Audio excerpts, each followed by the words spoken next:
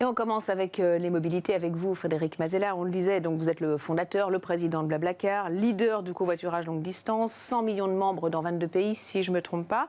On peut dire que vous avez professionnalisé l'autostop, en quelque sorte. Oui, on a fait l'autostop pour Technicolor. C'est-à-dire qu'on l'a rendu beaucoup plus sécurisé déjà, beaucoup plus convivial, beaucoup plus aussi équilibré, tout simplement, entre la relation entre les conducteurs et les passagers, puisqu'on a un partage de frais entre les conducteurs et les passagers. Et c'est ça qui fait le succès, en fait. C'est-à-dire que quand vous faites un covoiturage, vous avez partagé les frais et donc vous êtes dans une relation complètement d'égal à égal avec le conducteur qui vous a gentiment transporté. Donc c'est vrai qu'on a rendu ça beaucoup plus large, c'est-à-dire que c'est un facteur 100 ou 1000 par rapport à ce qui pouvait exister avant comme possibilité de se déplacer si on prend l'autostop, mais surtout parce que le numérique permet de savoir d'où on part exactement et à quelle heure, avec qui, et donc qui permet aussi de partager les frais, ce qui est vraiment le moteur. Donc on a pu étendre ce modèle-là partout où il y avait des voitures et des smartphones, j'ai envie de dire. Et donc là, on est effectivement dans 22 pays avec des très très grandes communautés. On a 80% de notre usage qui est hors de France. La France ne représente que 20% aujourd'hui de Blablacar. Et donc ça se reflète à la fois dans la taille de la communauté, mais dans l'usage aussi, avec 20 millions de Français et puis en tout 100 millions de personnes dans le monde, dont 30 millions en Russie. Enfin, on ne se rend pas bien compte, mais 30 millions de personnes dans un pays, ça fait beaucoup. Et au Brésil, plus de 10 millions de personnes aussi. Donc c'est vraiment quelque chose qu'on a réussi à exporter. Et là, on sort d'une période de pandémie. Alors on est à plus de 18 mois. Il y a eu des pays où ça a confiné. Il y a eu des pays où donc les déplacements, par définition, étaient très limités. Quel est l'impact que ça a sur, au fond, le secteur ? Et puis, est-ce que cet impact, il va avoir d'autres conséquences à plus long terme ? On pense notamment au fait que le rapport au travail a changé, on a télétravaillé beaucoup, on a envie de se mettre au vert. Et donc, est-ce que ça, on arrive aujourd'hui à le modéliser ? Est-ce qu'il y a des vraies différences, par exemple, entre la France, la Russie et le Brésil, dans l'approche et dans les conséquences de cette pandémie ? Sur la pandémie, nous, ce qu'on a vu, c'est que ça a clignoté un petit peu suivant les pays. C'est-à-dire qu'en fonction, effectivement, des confinements décidés par telle ou telle zone géographique, on avait des trafics qui fluctuaient en fonction. Enfin, ça, c'était très très clair. Après, sur ce qui est le changement d'habitude, le télétravail, aujourd'hui, même post-crise, là, post ou encore un petit peu dans la crise, mais bon, bref, maintenant, on est seulement à 11% de travailleurs qui font plus de 2 jours de télétravail par semaine. Donc en fait, on n'est pas non plus sur une révolution complète du télétravail. Effectivement, il y a pas mal de professions qui ont pu évoluer vers ce modèle-là, mais c'est pas non plus tout le monde. Donc nous, ce qu'on voit, c'est que sur notre application, justement, Blablacar Daily, qui est spécifiquement faite pour le covoiturage domicile-travail, on a une augmentation, notamment depuis début septembre, de x2 en ne serait-ce qu'un mois et demi, 2 mois, de l'usage de Blablacar Daily. C'est déjà plus de 2 millions de Français qui utilisent cette solution de covoiturage domicile-travail, puisqu'en fait, justement, la stratégie globale de Blablacar, c'est à la fois de faire du covoiturage longue distance, donc sur une activité sur laquelle on est très connu, du covoiturage courte distance, donc qui est le service Daily dont je parlais, qui est un usage différent, parce que c'est vraiment pour les trajets du matin et du soir, avec une moyenne de distance de trajet de 27 km, qui d'ailleurs va peut-être pouvoir s'allonger du fait que certaines personnes sont allées habiter un petit peu plus loin. Et puis à côté, évidemment, on a lancé toute l'activité de bus avec la volonté de pouvoir mixer tout ça à terme et de proposer une interface, si vous voulez, un petit peu centralisatrice sur laquelle vous trouvez tous les types de transports, à la fois du covoiturage, courte distance, longue distance, du bus et bientôt du train. On en parlera justement de ces projets dans Next Step, mais justement sur ces habitudes qui ont peut-être changé avec la crise, et puis on va voir peut-être aussi les habitudes qui changent là avec l'augmentation des prix de l'énergie. Là, il y a vraiment une volonté des Français, vous l'évoquiez, qui mettent plus de distance domicile-travail. Beaucoup qui vont peut-être travailler en province ou en proche province. Alors, les statistiques qui vont sont habiter encore en proche province et travailler à Paris. On parle de choses qui, d'une part, prennent du temps, d'autre part, sont encore sujettes à modification parce qu'on n'est pas non plus complètement sorti de la crise. On parle de gens qui déménagent, donc déménager, ça, on le sait tous, ça prend quand même un petit peu de temps. Donc, c'est des statistiques qui mettent du temps à s'installer. C'est difficile de prévoir exactement dans quel sens ça va aller. Mais on voit effectivement, là, il y a plusieurs tendances. Moi, tout ce que je peux vous dire, c'est que de notre côté, on voit qu'on a doublé l'usage du covoiturage domicile-travail sur Blablacar Daily. Ça, c'est sûr que nous, on le voit directement. Après, est-ce que c'est lié uniquement au fait que plus de personnes habitent un petit peu plus loin ? Est-ce que c'est lié aussi à l'augmentation du prix de l'énergie et de l'essence, notamment récemment ? Probablement un peu des deux. C'est toujours un peu difficile d'aller identifier la source. Les gens vont vous donner différentes raisons. Mais là, avec l'augmentation des prix de l'énergie, vous avez vu une explosion du nombre d'abonnés Blablacar ? On voit, oui. Là, on a des taux d'inscription très très forts. C'est plus de 40 000 nouveaux inscrits en France par semaine sur Blablacar. Donc on voit qu'effectivement, il y a beaucoup plus de gens qui s'inscrivent. Enfin, bon, on est quand même sur une base de 20 millions de personnes, donc c'est déjà gigantesque. Mais effectivement, il y a plus d'inscriptions. On est à des niveaux 2 fois plus élevés que ce qu'on avait au début de l'été de cette année. Maintenant, sur la Toussaint, on était sur des volumes supérieurs à ce qu'on avait connu à l'été, qui est normalement une très très grosse période pour nous. Et est-ce que c'est aussi lié au fond à un changement de mentalité? Est-ce que le profil type de celui qui va covoiturer, parce que c'est rentré dans les mœurs, parce que ça se démocratise, j'aime pas bien le terme, mais cool. parce que c'est devenu cool, exactement. Est-ce que ça, vous avez pu observer un changement un peu dans le profil des utilisateurs du service?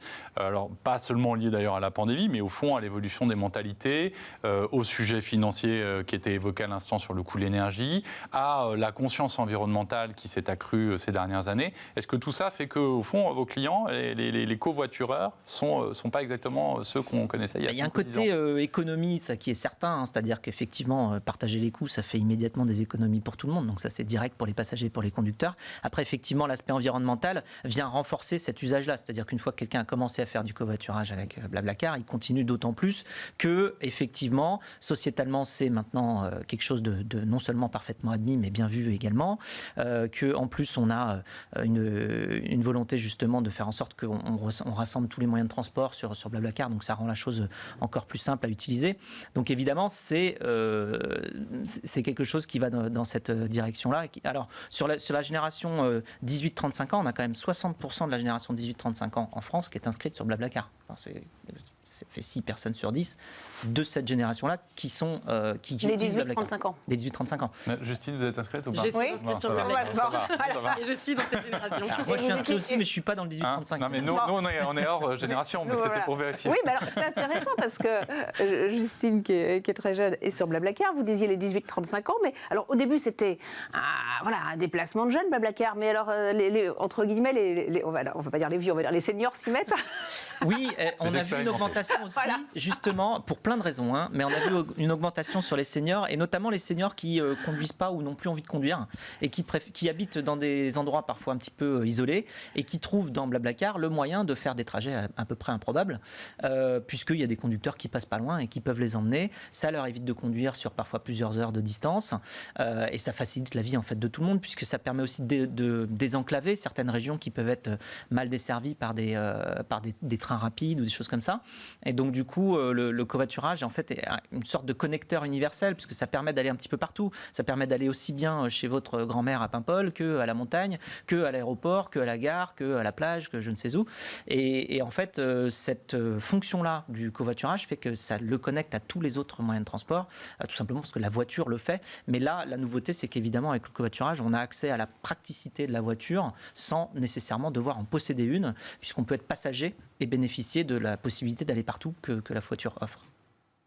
Et alors, est-ce que les seniors se proposent eux aussi en tant que conducteurs sur la plateforme, ou c'est surtout les jeunes qui emmènent des seniors dans leur voiture? Il y a un petit peu des deux. Après, ça dépend des mentalités et des âges aussi de chacun. On voit aussi assez souvent des gens qui vont réserver un Blablacar pour leurs parents quand ils ont besoin de les voir, mais qui ne peuvent pas forcément aller les chercher parce que ça va leur prendre un aller-retour compliqué. Et donc, ils préfèrent que leurs parents puissent venir en Blablacar. Donc, ça, c'est sûr que ça se voit aussi. Mais, donc ça se démocratise effectivement sur toutes les couches de la société. C'est aussi parce que justement on a rendu le système très fiable, très facile d'utilisation. Enfin, l'app, pour qu'il y ait 100 millions de personnes qui l'utilisent, c'est qu'elle est simple. Hein, et très sûr aussi, parce qu'on parlait de l'autostop tout à l'heure. Oui. L'autostop, c'est un petit peu qui tout double. Là au moins, il y a, c'est sûr de prendre tous les tracés. On part, on sait quand on part, on a les coordonnées téléphoniques de tout le monde, on a les avis aussi très importants, les profils confiance que vous avez sur Blablacar. Vous arrivez sur le profil de quelqu'un, vous voyez combien de trajets il a fait, vous voyez tous les avis positifs qui ont précédé, vous connaissez le véhicule, vous avez un descriptif de qui est la personne, de ce qu'elle fait. Enfin bon, quand vous arrivez sur un profil avec 97 avis positifs et que vous voyez tout s'est bien passé avec tout le monde, c'est un facteur de confiance énorme effectivement qui a contribué au succès de Blablacar. Et sur la partie, disons, concurrence qui n'est pas directement le covoiturage. Typiquement, est-ce que le développement des lignes ferroviaires de Ouigo, avec des prix à la baisse, parce qu'il y avait cette barrière à l'entrée du prix pour le train qui faisait que beaucoup préféraient le bus ou la voiture, est-ce que ces nouvelles offres, notamment dans le domaine ferroviaire, ont eu un impact ou pas sur l'activité et sur, à nouveau, le profil des personnes utilisatrices du service? Alors oui, clairement, parce qu'en tant que passager, on va choisir l'option qui nous va le mieux. Donc en fait, quand il y a plusieurs options, on peut en choisir plusieurs. Nous, notre vision, c'est que le covoiturage est là pour être le plus complémentaire possible de ce qui existe ailleurs en version transport en commun.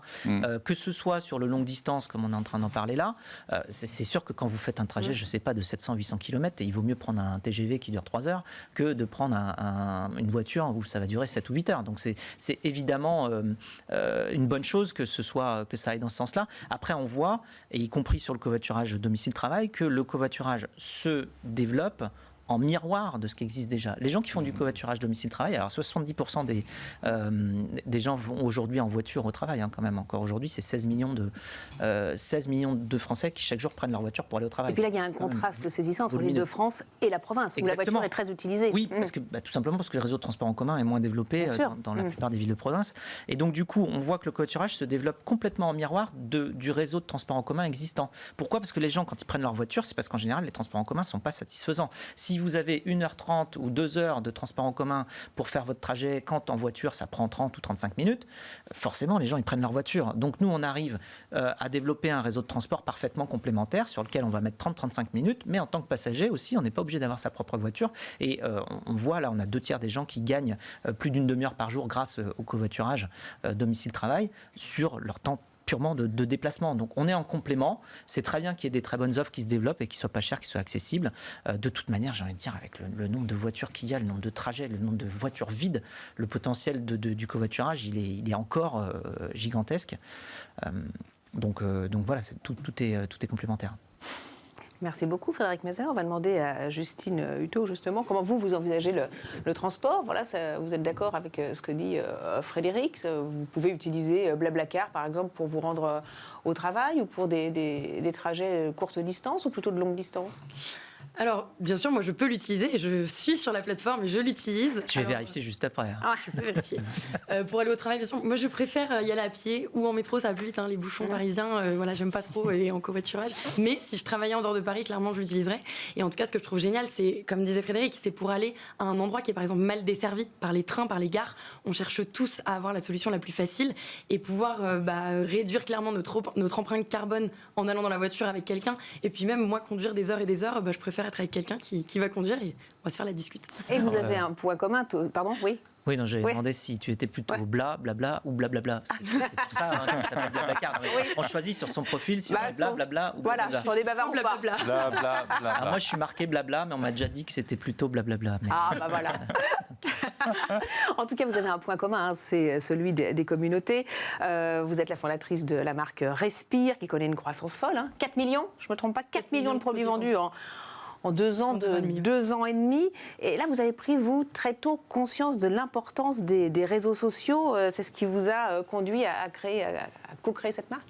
Exactement. Alors, j'étais déjà sur les réseaux sociaux avant de lancer Respire. Je finissais tout juste mes études. C'était par passion pour le sport, la course à pied, l'aventure que je me suis mise sur les réseaux sociaux pour raconter mes premiers marathons, pour trouver des conseils. Et en fait, c'est à ce moment-là qu'on m'a détecté une tumeur bénigne à la poitrine. J'ai été complètement alertée par les produits d'hygiène que j'utilisais au quotidien. Et c'est ce qui m'a fait m'intéresser au déodorant que j'appliquais sur mes aisselles au quotidien et en fait qui est un produit un peu tabou. On en parle. Alors, aujourd'hui, on en parle de plus en plus, mais il y a 4 ans, on n'en parlait pas encore beaucoup et on connaissait surtout pas la différence entre les déodorants qui désodorisent et les antitranspirants qui bouchent la transpiration et contiennent notamment des sels d'aluminium qui sont des ingrédients controversés. Et donc c'est à ce moment-là que j'ai décidé de lancer Respire, lancer mon propre déodorant qui soit sain, sans ingrédients controversés, qui retrouve la confiance des consommateurs et qui soit naturel. naturel, fait en France, enfin voilà, qui coche toutes les valeurs que j'ai. Et en fait, j'étais déjà sur les réseaux sociaux du coup avec cette communauté de coureurs. Et ce que j'ai fait, c'est que je leur ai posé la question. Je leur ai demandé quel type de déodorant est-ce que vous aimeriez aujourd'hui, qu'est-ce que vous consommez. Et je me suis rendu compte que c'était un sujet qui intéressait beaucoup de monde. Et donc, j'ai co-créé la marque avec cette communauté en leur demandant leur avis, en développant le produit vraiment avec eux. Et même, on s'est lancé via un crowdfunding, donc une campagne de financement participatif, où c'est la communauté qui ont été finalement les premiers contributeurs. On a prévendu 21 000 déodorants en un mois. Ça, c'était novembre 2018. Personne ne nous connaissait. Ça nous a permis de lever 250 000 € à ce moment-là. Et depuis maintenant, en 2 ans et demi, puisque le lancement officiel date de mai 2019, la communauté a grandi. Aujourd'hui, c'est plus de 500 000 personnes qui nous suivent sur tous nos réseaux sociaux confondus et qui nous aident au quotidien à développer nos produits. Donc, il y a déjà les personnes à qui on parle au quotidien sur nos réseaux sociaux Respire, où on raconte l'aventure Respire, on leur parle de nos produits. Mais il y a aussi plus récemment, pour parler de la communauté, début 2021, on a lancé une communauté dans la communauté qui s'appelle La Ruche. Et donc, c'est en fait un groupe de 400 personnes aujourd'hui qui est amené à grandir, qui sont uniquement des testeurs. En fait, c'est les co-créateurs de la marque avec nous. Et donc, sur La Ruche, comment ça se concrétise, en fait, c'est que c'est un compte Instagram qui est privé, dans lequel il y a ces personnes qui nous suivent, et on leur partage des informations qui sont bien sûr confidentielles. Donc, on fait tout pour qu'il n'y ait pas de concurrents ou de personnes qui se glissent dans cette communauté. Seulement des consommateurs qui sont vraiment motivés et qui aiment la marque et qui nous aident du coup à développer les produits. Donc, ça passe par des questions sur les packaging, sur les formats, sur les couleurs, sur les messages, sur les ingrédients qu'on met dedans, sur les parfums. Mais au-delà de ça, c'est aussi du test produit. Donc, ces consommateurs viennent dans nos bureaux. Donc, c'est quasiment tous les mois, on a un test produit. Même parfois, c'est deux tests par mois. Et c'est entre 80 et 100 personnes qui viennent dans nos bureaux récupérer des petits échantillons, des formules qu'on est en train de développer, qui les récupèrent, qui les testent et qui remplissent des typeforms, donc des sondages pour nous donner leur avis. Et en fait, on ne sort pas le produit aujourd'hui si on n'a pas atteint minimum 4,5 sur 5 dans les résultats de ces tests produits. Donc ça a complètement complexifié notre démarche de développement produit, mais ça nous assure de mettre des produits sur le marché qui sont vraiment validés par notre communauté. Donc vous êtes en avance sur ce qu'Elon Musk a fait cette semaine, à savoir le sondage sur son compte Twitter, savoir s'il payait plus ou un peu moins d'impôts. Exactement, on a inspiré Elon Musk à faire le sondage. C'est ça. On a trouvé l'inspiration. La vraie influence, c'est ça. Non, moi une question, c'est... Au fond, vous avez bâti à partir de la communauté, vous avez co-construit avec la communauté, donc c'est une démarche très participative. Est-ce que vous pensez aujourd'hui que des marques qui sont déjà établies en physique, c'est-à-dire qui ne sont pas des DNVB, donc qui ont commencé à l'ancienne, comme on dirait, peuvent au fond s'inspirer de la démarche qui a été la vôtre et faire un reverse, c'est-à-dire se dire est-ce que demain des grandes marques de cosmétiques, et on n'en citera aucune, peuvent se dire voilà, pour lancer un nouveau produit, au fond on va y aller, est-ce que ça serait sincère, comment ça se passerait, est-ce que pour vous c'est quelque chose d'envisageable? Alors en réalité on s'est inspiré de ces grandes marques, il faut quand même le dire, c'est qu'en fait en marketing traditionnel c'est ce qu'on appelle des focus group. En fait on prend des panels, puis on fait tester les produits, on demande leur avis, c'est juste que nous on le fait avec nos consommateurs directement. Alors, est-ce qu'ils pourraient le faire? Bien sûr qu'ils pourraient le faire. Après, nous, ce qui a aidé, c'est que Respire est une marque incarnée, donc que j'incarne pleinement. Et ça crée, en fait, donc je prends la parole face caméra tous les jours sur les réseaux sociaux. Je prends la parole, je raconte où on est Respire, je montre complètement les coulisses de Respire. Et ça crée, en fait, une certaine confiance, une certaine proximité avec cette communauté. Et ça apporte de la légitimité. En fait, la communauté, s'ils ont quelque chose à dire sur un produit, ils savent clairement à qui s'adresser. Donc, les fondateurs de grands groupes, peut-être que c'est à eux de prendre la parole ou alors juste de trouver quelqu'un qui pourrait le faire. Est-ce que ça passe ses limites quand même? Parce qu'on ne peut pas reprendre les idées de tout le monde. Ah non, on ne reprend pas les idées de tout le monde, bien sûr. Nous, ça a été complètement... En fait, j'ai envie de dire que ça a été même fait de manière hyper spontanée et authentique. J'étais déjà sur les réseaux sociaux, donc j'ai pris la parole. Et chez Respire, on prend vraiment... J'encourage, moi, toute mon équipe à faire du test and learn. On l'a fait sans qu'il y ait aucune stratégie vraiment définie derrière. On a pris la parole, on a fait ce crowdfunding et on s'est rendu compte que la communauté était ultra engagée et nous donnait leur avis. Donc, ce qu'on a fait, c'est on s'est dit, ça nous simplifie la vie finalement. Donc, quand on a dû choisir, par exemple, un moyen de distribution, où est-ce qu'on distribue nos produits? Est-ce qu'on reste uniquement sur notre site? Est-ce qu'on va dans un canal de distribution physique? Et on a demandé on a posé la question à la communauté. Et la communauté nous ont tous dit, on veut que ce soit Monoprix. Ils ont tellement tagué Monoprix partout dans les commentaires que Monoprix est venu nous contacter. Donc en fait, il y a beaucoup de choses qui se sont faites spontanément. Et aujourd'hui, c'est vrai que Respire est quand même un cas d'école. Tous les jours, je reçois des photos d'étudiants qui, en cours, me disent qu'ils étudient Respire, qui regardent la vidéo de lancement et qui décryptent un peu les codes de cette relation de proximité qu'on a créée avec la communauté. Du coup, là, vous avez à peu près 3000 points de vente, c'est ça? C'est ça, 3000 points de vente. Monoprix, Sephora. Et les pharmacies. Et est-ce que la question qui vient immanquablement pour tous les DNVB, est-ce qu'à un moment, vous allez avoir vos boutiques en propre? C'est-à-dire, on aura des enseignes marquées Respire, on rentrera dans un univers que vous aurez co-construit, co-créé avec votre communauté, ou est-ce que c'est quelque chose qui est encore un peu lointain? C'est une grande question pour nous. On aimerait beaucoup, puisqu'on se rend compte que on est si proche de cette communauté virtuellement, du coup, au niveau digital, que c'est bien aussi de pouvoir les rencontrer. Donc aujourd'hui, eux, ils peuvent tester ces produits, parce que les produits cosmétiques, quand on les achète, on a quand même envie de les tester. Ils peuvent les tester, les toucher en magasin, les sentir, mais une boutique permettrait vraiment cette expérience client où on vient tester les produits, on vient rencontrer aussi les personnes qui sont vraiment, qui parlent de la marque au-delà de juste des vendeuses. Je dis juste, mais non, mais plutôt des vendeuses chez Monoprix qui parlent de nombreuses marques. Donc là, ce serait dédié à la marque Respire. J'ai envie de dire que c'est un de mes rêves. Après, est-ce que c'est court terme ou moyen terme? Je ne sais pas. Est-ce que c'est pas une évolution nécessaire? Parce que la limite des DNVB, c'est justement ça, de rester digital et à un moment donné d'être confronté à l'obligation d'avoir ses propres points de vente pour continuer justement à croître. Alors justement, c'est vrai que la définition de la DNVB, c'est de dire qu'on est digital native. Alors nous, on est né sur le digital, mais très rapidement, finalement, on ne peut plus s'appeler DNVB puisqu'on est en retail physique. Et en fait, le retail physique, nous, on s'est rendu compte, au-delà de pouvoir vendre nos produits, donc plus accessibles, rendre nos produits plus accessibles à notre communauté, c'est un vrai canal d'acquisition. En fait, au début, avec Thomas, donc mon cofondateur, on s'était dit on sera une marque uniquement avec notre site internet, mais aujourd'hui, les consommateurs qui nous découvrent chez Monoprix, qui nous découvrent chez Sephora, chez Marionnaud, chez Nocibé et en pharmacie, derrière, sur les packaging, il y a écrit www.respire.co et souvent, ils viennent sur notre site internet derrière et ça nous permet de créer vraiment cette relation et de les garder sur notre site internet avec nous. Et est-ce que du coup, parce qu'on a quelques marques connues en tête, on pense à un monsieur qui vend des lunettes et où la troisième paire est gratuite, parce que la deuxième l'est déjà, etc. Oui. Est-ce que vous avez vocation à rester le visage et l'ambassadrice de la marque? Alors, elle ne porte pas votre nom, mais enfin... C'est un vrai choix. Oui, c'est un vrai choix, j'imagine. Mais est-ce que du coup, vous avez vocation à poursuivre ainsi? Comment est-ce que vous allez, si vous vous mettez en retrait, choisir les influenceurs qui demain peuvent être les relais, parce que c'est pas simple, on peut se planter sur les réseaux sociaux, il y a le meilleur comme le pire. Et donc comment est-ce que vous envisagez cela? Justement, on pense tous, quand il y a une marque incarnée, on pense tous au désintuitif personnel, ce qu'on appelle comme ça, c'est comment finalement le fondateur qui incarne la marque va réussir à se détacher petit à petit de la marque. Aujourd'hui, on n'est qu'à 2 ans et demi de Respire, donc je ne suis pas le seul porte-parole de Respire. La communauté devient de plus en plus le porte-parole. On leur fait prendre la parole quand on sort un nouveau produit pour que ce soit eux qui donnent leur avis sur le produit. D'ailleurs, c'est un avis beaucoup plus objectif que le mien. Moi, je dis toujours que mes produits sont super. Donc, c'est génial d'avoir cette communauté qui prend la parole. Et aujourd'hui, mon visage, le fait de prendre la parole reste encore aussi un moyen d'acquisition, finalement, d'aller chercher de nouvelles personnes, parce que Blablacar est connu aujourd'hui dans toute la France et c'est 60% des 18-35 ans qui utilisent la plateforme. Chez Respire, on n'est pas encore aux 60% des 18-35 ans. Donc on a du travail à faire et je prends plaisir à le faire moi-même en incarnant la marque. Mais vous êtes la première influenceuse finalement de la marque. Bien sûr, on peut dire que je suis l'influenceuse de ma propre marque. Mais le jour où on ira à l'étranger, ce sera une grande question. Comment on fait pour répliquer ce modèle? Est-ce que c'est un modèle à répliquer? Est-ce que y a une Justine Hutto allemande? Tu travailles ton russe et ton brésilien. Je vais travailler le russe et du coup je prendrai un Blablacar en Russie pour pouvoir aller rencontrer de nouvelles personnes. Non, ce sera une vraie question pour l'international. Allez, on se tourne à présent vers l'avenir avec Next Step. On va voir comment, dans ces secteurs en pleine mutation, nos invités envisagent l'avenir.